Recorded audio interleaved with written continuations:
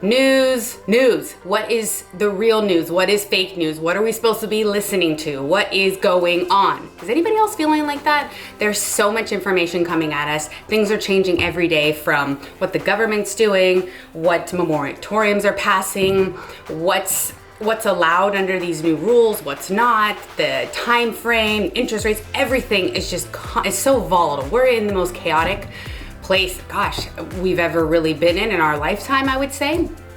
One of the biggest things that I'm seeing right now of misinformation that comes out, because I see it in the email subject, I see it in the headlines, it's all these triggers.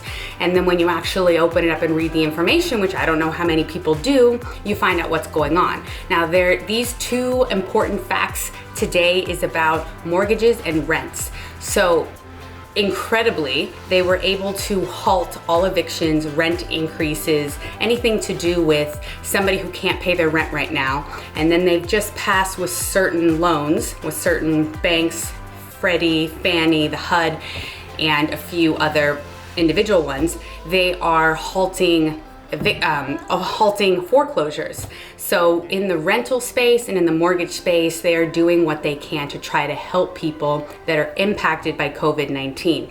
Now, here's the big thing that are impacted.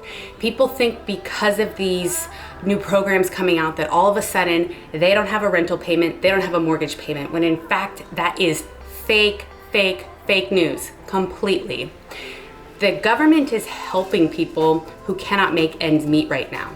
So if you cannot make your mortgage or you cannot make your rent and you end up not paying it and working with one of these programs, that is something that you will eventually have to pay. With rentals, right now, it's said to be within 6 months. So if you can't make it 1 month, you're going to have a double rent payment 1 month, or you're going to be paying a little bit more every other month, or maybe if you don't make it for 2 months, that significantly increases your rent for the rest of the 6 months. If you have the means and if you are not impacted by COVID-19, this is not your option. Same with mortgages. If you end up not paying your mortgage or pay a discounted rate, that is something that will go on to the end of your loan most likely, but it is monies that you will need to pay.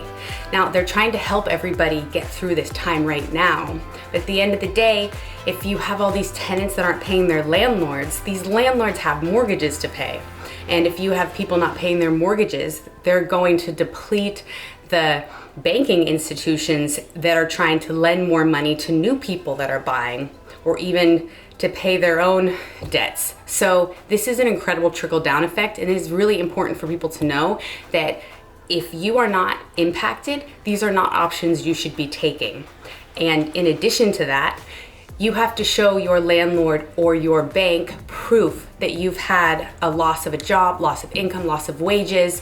If you're sick, if somebody else is sick that you're caring for, you need to prove to them that you have been impacted by this. So make sure that you're understanding everything that you're reading accurately. And if you are suffering from financial loss right now or health, it's incredible what they're doing to try to help people in this situation. If you're someone who's trying to get off rent-free or mortgage-free, that's not what's happening. These programs are in place to help people, and it is monies that you will have to pay eventually. Some sooner than later if you're a renter, and if you have a mortgage, it will go into your mortgage. So make sure you know the facts, and make sure you know that if you're using either of these programs as a renter or an owner, you must notify your bank or your lender or your landlord. You must notify them in writing. You have to show proof, and then you have to repay the money. So those are 3 important facts on these 2 programs that people aren't really aware of right now. So trying the best to bring real news, not fake news, and keep everybody informed. And if anybody needs help or anything during this time, we are there to help. Don't know how we can drop off things. We have masks, we have toilet paper, we are sanitary, and just praying for everybody during this time. So if you have any questions, we're always here to help.